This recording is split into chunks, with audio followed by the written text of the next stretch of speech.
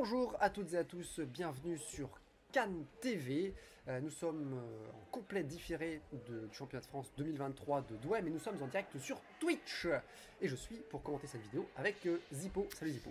Bonjour Xavier, bonjour à tous. Aujourd'hui sur cet assaut, du coup, on voit en rouge Pierrick Didier face à Benjamin Papeleret. Pierrick Didier qui vient des Sûretés de la Traîne et Benjamin Papeleret de CCB Brenouille.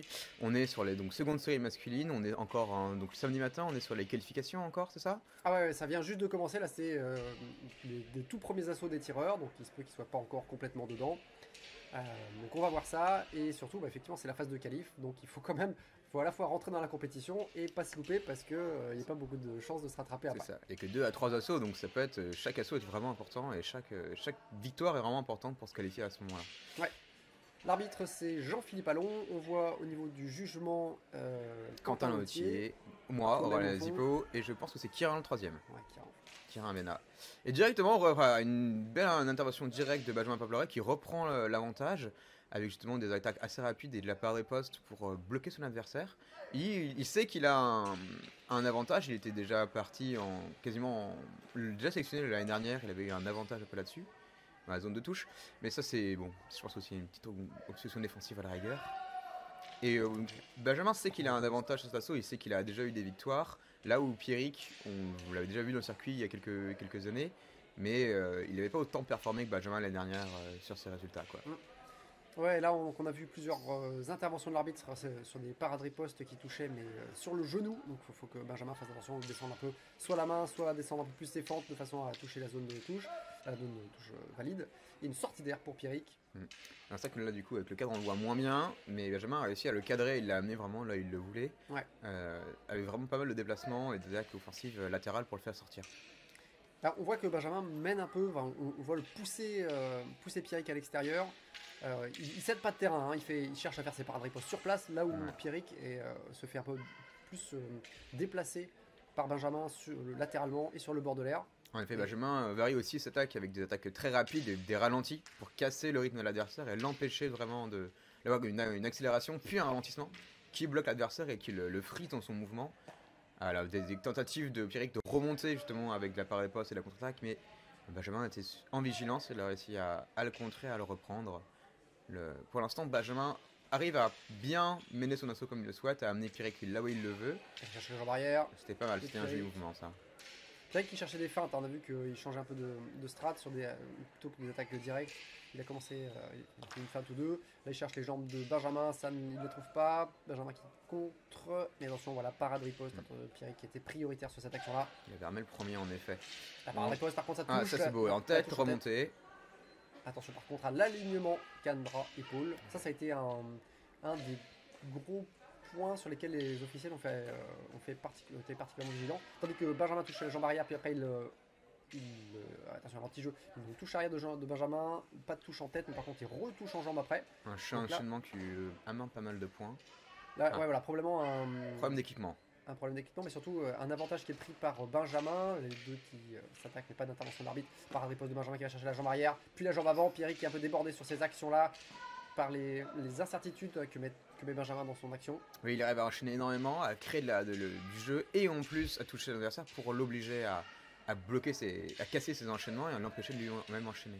Il a une forme de parade-riposte, mais aussi avec des phases d'enchaînement qui sont assez efficaces derrière, qui lui permettent vraiment de gérer son enchaînement d'assaut. Pierrick qui tente un peu de jeu intermédiaire, ça déclenche pas beaucoup de réactions, peut-être que ça manquait un peu d'intention à l'intérieur, et on n'a pas vu Benjamin réagir. Mais nouvelle approche de Pierrick qui pourrait se créer des ouvertures grâce à ça. Attention par contre. Faire la première reprise. La technique, donc Jean-Philippe qui fait le tour des juges. Pour l'instant, ce qu'on voit c'est que surtout... un léger avantage de Benjamin selon moi. Un avantage de Benjamin qui a eu des touches relativement nettes. Pas mal d'ouvertures, alors tout n'était pas bon, on l'a vu, il y avait des zones de touche qui étaient correctes, des alignements qui n'étaient pas bons, contre-repris par l'arbitre. Mais par contre, il a touché beaucoup plus que Pierrick. C'est-à-dire qu'il a réussi à se créer aussi plus d'occasions de touche et plus d'ouverture. Plus d'opportunités de touches d'enchaînement qui ont facilité un peu cet assaut. Comme je disais aussi, Benjamin a aussi l'avantage, il sait qu'il est un peu l'un des favoris sur cette compétition. Et on voit aussi qu'il en profite. Il en profite pour créer les séquences, à créer l'adversaire, à le pousser là-dessus. avec pas mal d'enchaînements et de possibilités. Il y a encore 2 reprises à faire derrière, donc rien n'est joué. Mais il part avec un avantage sur cette chose, et ça peut avoir un avantage psychologique, de savoir que déjà la première reprise, on est en dominance, peut vraiment créer à la fois un avantage en tant que tireur offensif, mais aussi sur l'adversaire qui se sait déjà en retrait un petit peu là-dessus. Les retours des juges par l'arbitre, bah, c'était uniquement pour le tireur rouge, et c'était faire attention aux défauts de priorité. Je veux Faire attention à la priorité de manière générale. Je crois que c'était une question sur l'alignement, mais non, j'avais mal vu. Dès le début, Benjamin qui avance sur l'adversaire qui cherche à le déclencher, on l'a vu sur la parade riposte, parade re-riposte. Riposte qui touche, qui permet d'enchaîner derrière. Donc il force un peu Pierrick à prendre la main, tout en lui avançant dessus. Il est en défense, mais en défense offensive. Ouais. Contre-attaque par contre de la part de Benjamin avec un très joli 3-0. Qui reprend la main, Pierrick qui l'enchaîne, qui n'arrive pas justement à sortir des fautes de priorité. Comme il est touché, il enchaîne par réflexe, mais malheureusement il n'a plus la priorité. Ouais, il cherche à reprendre la main avec un enchaînement, mais en fait Benjamin l'interrompt sur ses enchaînements et riposte avec des latéraux extérieurs. Benjamin, il sait qu'il aime beaucoup les latéraux extérieurs. C'est ça, c'est sa marque de fabrique. C'est aussi très efficace. Le jeu intermédiaire qui permet à Benjamin de aussi carrer son adversaire, de l'amener là où il le souhaite. Gare la cible, dit monsieur l'arbitre. Exactement, surtout un petit suivi, je pense, de la part de Benjamin sur son latéral croisé, son croisé haut. Alignement, encore une fois. Ah non, option défensive. Oui, c'est vrai que la remarque était pertinente. Je m'étais déjà fait la remarque sur la première reprise. On voit que justement, c'était vraiment un bras. Le bras remonte pour toucher l'impact. Et par riposte encore de Benjamin, Pierrick qui déclenche, en fait qui déclenche Benjamin, mais qui ne joue pas là-dessus, le flanc qui le flanc en ralenti qui rentre. Mais je pense que Benjamin arrive à l'amener où il veut, et Pierrick se retrouve un peu comme en bloqué dans ce qu'il veut faire. Il n'arrive pas à développer son jeu grâce au pas de riposte. Oui, la surface était un peu haute. Et il se retrouve bloqué dans ce jeu-là. Il tente des feintes et des jeux intermédiaires, mais Benjamin reste vigilant dans cette situation, j'ai l'impression, et qu'il arrive à garder ses actions à l'intérieur de ça, quoi. Ouais, avec pas mal d'enchaînement aussi à l'intérieur. C'est un peu comme si Benjamin réussissait à annuler le jeu de Pierrick. Donc on a vu encore un ralentissement en flanc, et je pense que ça touchait une nouvelle fois. Donc Benjamin a eu la présence d'esprit de retenter ce qui a déjà marché. Ça, c'est pas toujours évident, donc c'est bien vu de sa part. Attention encore à la priorité. Donc là, il va falloir que Pierrick trouve quelque chose, peut-être mettre plus d'intention dans toutes ses feintes. Il y a moyen que ça marche, mais par contre, il faut qu'il fasse réagir Benjamin, sinon ça ne changera rien du tout. Là, on voit Benjamin qui enchaîne 2 touches en jambes plus une sortie d'air. Ça coûte cher à Pierrick. S'il en fait déjà 2, c'est beaucoup. Ça fait 2 points par juge supplémentaire, c'est énorme. Ça peut faire la différence. Ouais, sachant que Benjamin a de l'avance, donc il ne faut pas qu'il creuse en plus grâce à des pénalités ou des avertissements. Enfin, aux avertissements, on n'y est pas encore, mais en tout cas, les pénalités. Donc Pierrick, voilà, oui, l'intention, la fin, tout est bien. Oui, c'est mieux. Il y a des tentatives, mais Benjamin aussi, je pense, reste stoïque, avec des tentatives de ralenti, des fois de priorité pour le tir. En effet. Si c'est Pierrick qui avait fermé le premier. Et oui. Et on voit justement là les feintes ont été plus efficaces. Bon, là c'est un peu trop téléphoné malheureusement. Ouais, on voit que Benjamin ne fait vraiment aucune réaction en face, donc Pierrick doit sentir un peu gêné par le fait de faire des feintes et sans réagir. La parade très bien de parade riposte de Pierrick qui touche la jambe arrière cette fois-ci de Benjamin. Je crois que c'était en genou malheureusement. Mais bon, on voit justement que le tireur rouge reprend des opportunités là avec justement des feintes de contre-attaque. Mais fin de la seconde reprise. Mais c'est pas encore suffisant. On a encore un manque de réactivité du part du tireur de bleu de Benjamin qui lui permet de rester stoïque et de pas se prendre par le jeu de son adversaire. Je me suis fait la remarque pendant la reprise que Pierrick se déplace un peu de façon très linéaire. On voit qu'il tourne beaucoup dans un même sens, ce qui permet à Benjamin, d'une fois qu'il l'a cadré, de l'amener où il le veut assez facilement. Il a déjà fait sortir 2 fois de l'air. Il arrive à assez bien anticiper ses mouvements. On voit qu'il y a cette possibilité-là qui est en train de se créer. Peut-être plus de déplacements intermédiaires, en même temps que ses feintes, permettrait d'être moins une cible facile pour Benjamin. Ouais, et puis on voit Benjamin qui vraiment lui avance dessus, alors que Pierrick il est plutôt sur le jeu de fuite, entre guillemets, c'est-à-dire qu'il cherche à reprendre sa distance. Benjamin lui avance dessus, même s'il n'y a pas vraiment une différence de taille, mais le jeu de Benjamin fait qu'il avance, il pousse son adversaire à se décaler, à reprendre sa distance.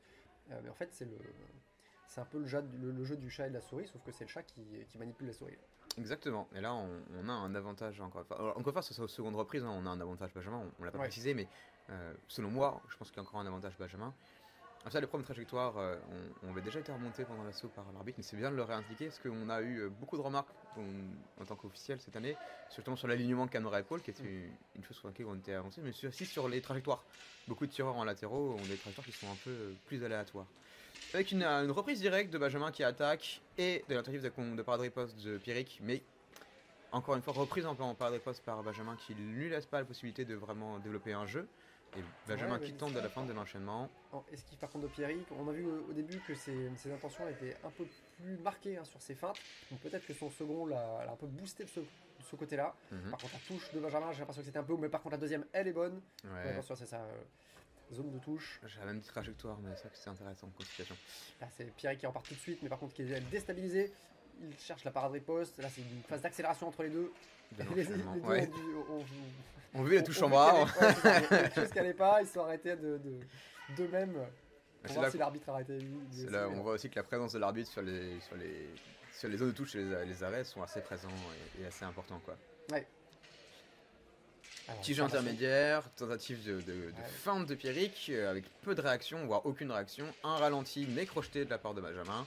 De l'enchaînement, Benjamin qui tente je pense une fois de piéger. Ouais. Qui l'enchaîne, et là Pierrick qui retente ses feintes, mais pas aucune réaction de la part de Benjamin. Toujours en observation, un peu de contre-attaque je pense, de la part de Benjamin, qui reprend, enchaînement en jambe qui touche.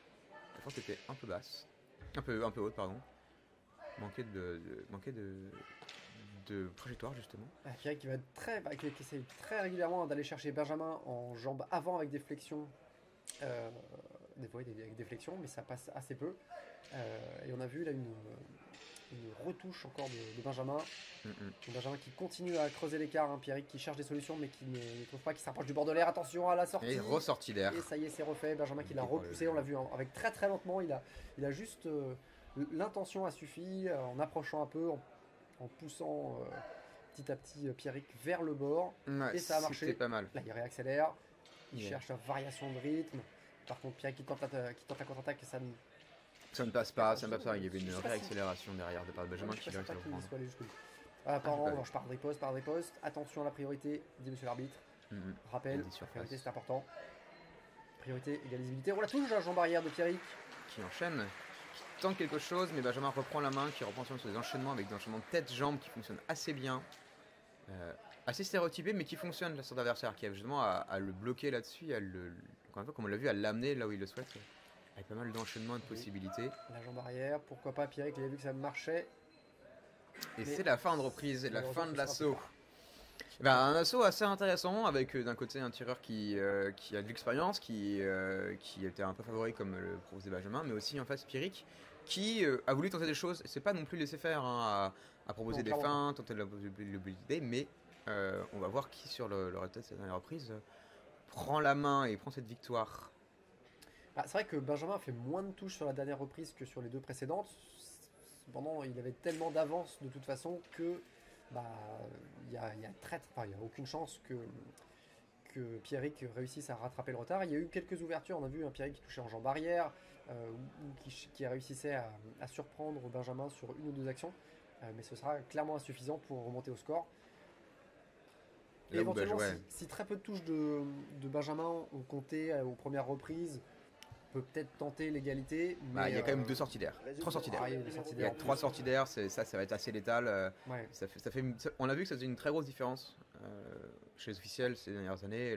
Avec le format, la majorité et les sorties d'air, les avertissements font une très grosse différence. Donc là, on va voir l'annonce des résultats par le DO avec une victoire de tireur. Pour cette première assaut de qualification. Ouais. C'était attendu, mais c'était un assaut intéressant malgré tout.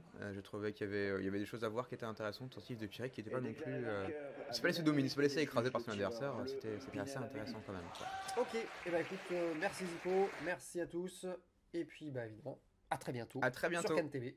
Au revoir. Merci à toutes celles et tous ceux qui nous ont soutenus pour cet événement. Notre association Cannes TV ne perçoit pas de cotisation, aussi sommes-nous tributaires des dons et des aides extérieures pour ne pas mettre la clé sous la porte. Un grand merci donc pour tous les dons sur Helloasso. Merci également aux organismes qui ont accepté de prendre en charge une partie de nos frais, qu'il s'agisse de déplacements, d'hébergement ou de repas.